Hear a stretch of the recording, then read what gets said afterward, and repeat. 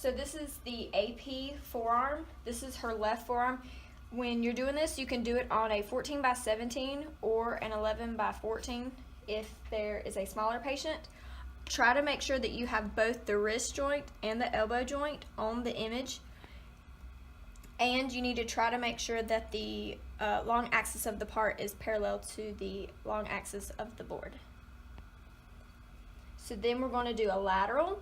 You have the patient bend their elbow and then make sure that they kind of give you like a thumbs up. You need to make sure that this is also, it lines up.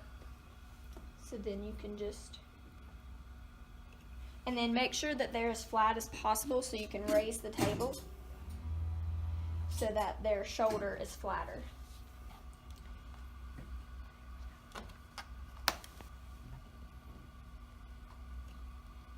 Again, make sure that you have both the elbow and the wrist joint on the cassette. After your image is taken, this is what you should get. You should be able to see the entire radius and ulna, as well as the distal humerus and pertinent soft tissue such as fat pads and stripes of the wrist and elbow. You should see no rotation, which is evident by the humeral epicondyles visualized in profile with the radial head, neck, and tuberosity slightly superimposed by the ulna. This is what you should see after you take your lateral forearm projection. You see the entire radius and ulna, proximal row of carpal bones, elbow and distal end of the humerus, as well as soft tissue such as fat pads and stripes of the wrist and elbow joint.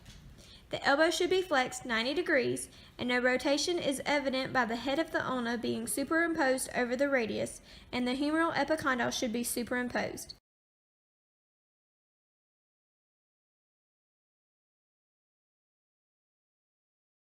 So now we're going to do the SMV for the zygomatic arches. You need to make sure that the CR is perpendicular to the IR and that the IOML is parallel to the IR. You need to center midway between the zygomatic arches at the level of about 1.5 inches inferior to the mandibular symphysis. But if the patient is not able to extend their neck all the way, then you can increase the CR angle, but originally there is no angle. You also need to make sure that their patient has removed all jewelry and shield them.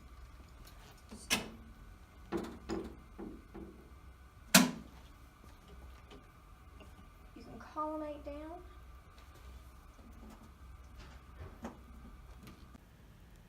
For the SMV projection of the zygomatic arches, this is what you should get. The zygomatic arches are demonstrated laterally from each mandibular ramus. You'll know you have the correct IOML and CR relationship because there should be superimposition of the mandibular symphysis of the frontal bone.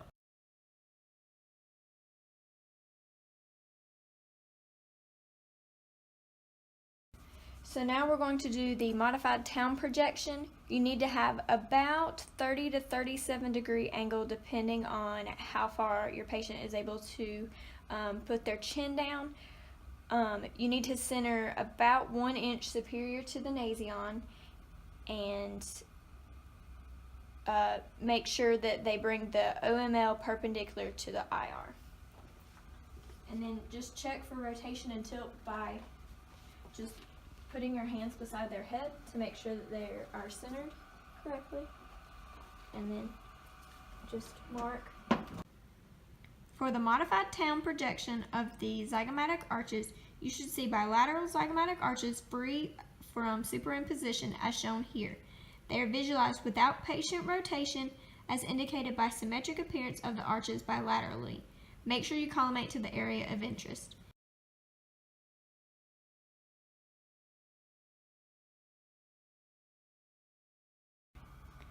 So now we're going to do the oblique projection for the zygomatic arches. We're going to focus on the right side for this one. You rotate the head 15 degrees towards the side, so we'll go 15 degrees towards the right side, and we'll tilt the chin 15 degrees towards the side of interest. We will make sure that the IOML is parallel to the IR. So we'll rotate them back, tilt them back, and then tilt, rotate. To bend.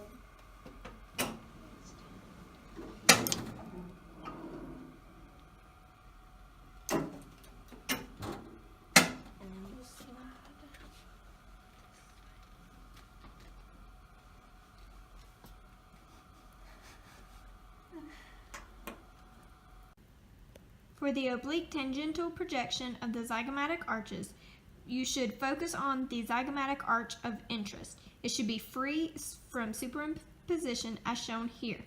The correct patient position provides demonstration of the zygomatic arch without superimposition of the parietal bone or the mandible. Make sure you have tilted the head 15 degrees and rotated the patient 15 degrees towards the side of interest.